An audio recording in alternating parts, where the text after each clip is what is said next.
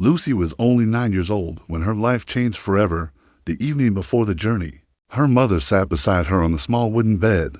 The oil lamp flickered against the mud walls of their little house, throwing shadows that swayed as if listening to every word. Her mother smoothed Lucy's hair, her voice warm but firm. "Lucy, when you go to the city, you must be obedient to your uncle.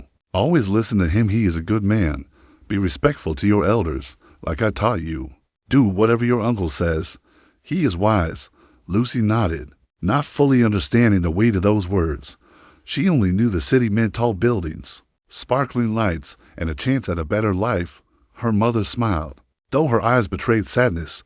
That night she folded Lucy's dresses into a small box, her hands trembling slightly as if she was packing away a part of herself. At dawn, the growl of an engine rumbled outside. Lucy ran out, clutching her bag. A sleek black car gleamed in the rising sun. Her uncle, Peter, stepped out tall, broad-shouldered, dressed in a crisp shirt and polished shoes. His gold watch flashed as he opened the car door. "Ready?" he asked, his voice smooth. Double quotes, "Yes, Uncle," Lucy chirped, though her mother held her back for one last hug.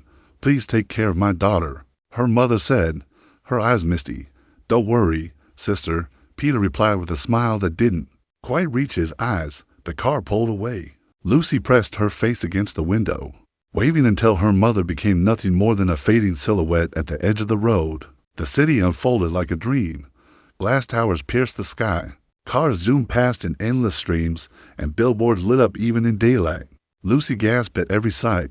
"You'll get used to it," Peter said, glancing at her through the rearview mirror. "This is where real life happens." When the car rolled up to Peter's mansion, Lucy's breath caught. The gates were taller than the trees in her village, and the house itself stretched wide with gleaming windows, polished floors, and chandeliers that scattered light like jewels. Inside, servants moved quietly, bowing as they passed. Lucy felt small, as though she had stepped into a world she was not meant to enter. That night, she sat at a long dining table where bowls of steaming rice, fried chicken, and fruit juice in crystal glasses were placed before her. She ate hungrily, but Peter's eyes never left her. They lingered along, watching, studying. Peter's wife was often away on business, traveling from city to city. His two children, John and Mary, welcomed Lucy warmly. They played games in the garden, chased each other through the halls, and giggled late into the night. Yet soon, unease crept into Lucy's heart. At first, it was small things. Peter resting his hand on her shoulder a little too long, his eyes following her whenever she crossed the room. Compliments that made her skin crawl. "You're growing prettier every day." One afternoon, she found his study door locked, though he had told her never to touch it. Later that evening, he emerged with a strange smile, asking if she had peeked. Double quotes, "No, Uncle," Lucy whispered. "Good," he said, too softly. She began to dread being alone with him. The mansion, vast and glittering, seemed full of dark corners that swallowed her courage whole. One Saturday morning, Peter's voice rang through the hall. "Lucy."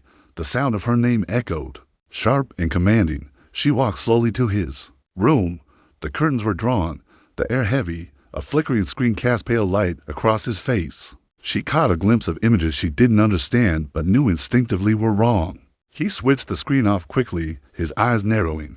"Give me a glass of water." Her legs moved before she could think. In the kitchen, she nearly dropped the glass, her hands trembling. When she returned, she found the door closed and locked behind her. Her breath quickened. Peter looked at her for a long moment, his smile tight.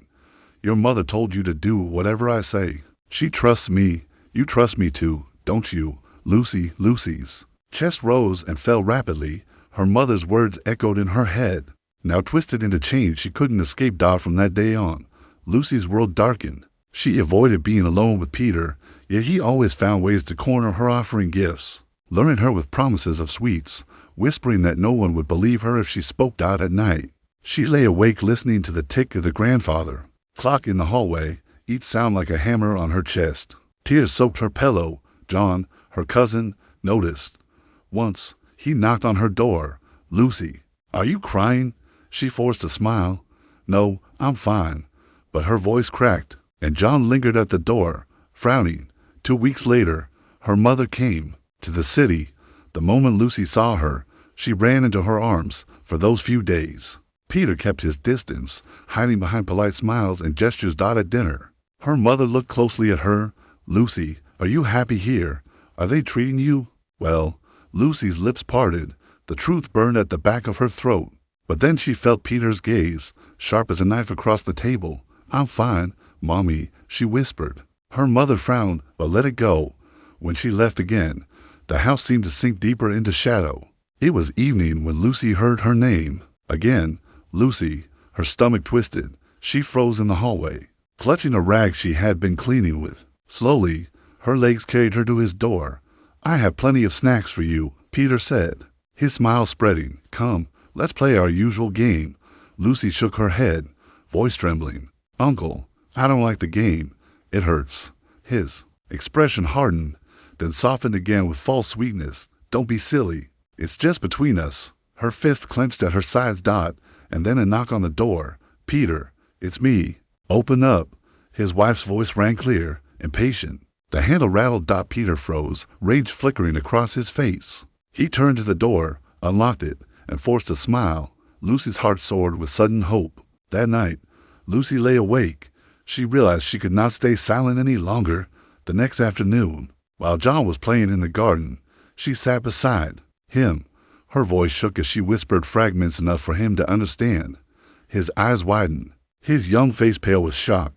"Don't tell anyone," she begged, but John shook his head. "I have to." John went to his mother, who listened in horrified silence. Within hours, Lucy's mother was on her way back to the city. When she arrived, Lucy finally broke. Clinging to her mother, she sobbed out the truth. Her mother's face crumpled with grief and fury. "I should have seen it. I should have listened better," she whispered, holding Lucy tight. The days that followed blurred into chaos. Police arrived. The mansion, once so untouchable, filled with flashing lights, stern voices, and neighbors whispering. Peter's mask cracked at last. No smile could save him. Lucy stood beside her mother as her uncle was led away in handcuffs. She trembled, but this time not from fear. Her mother cupped her face. "You are safe now, my child. You are brave." Lucy's eyes lingered on the tall towers of the city. They no longer dazzled her. They loomed like cold sentinels. But she had found her voice, and that was her freedom. No longer would silence be her prison, and no one, ever again, would lock the door behind her.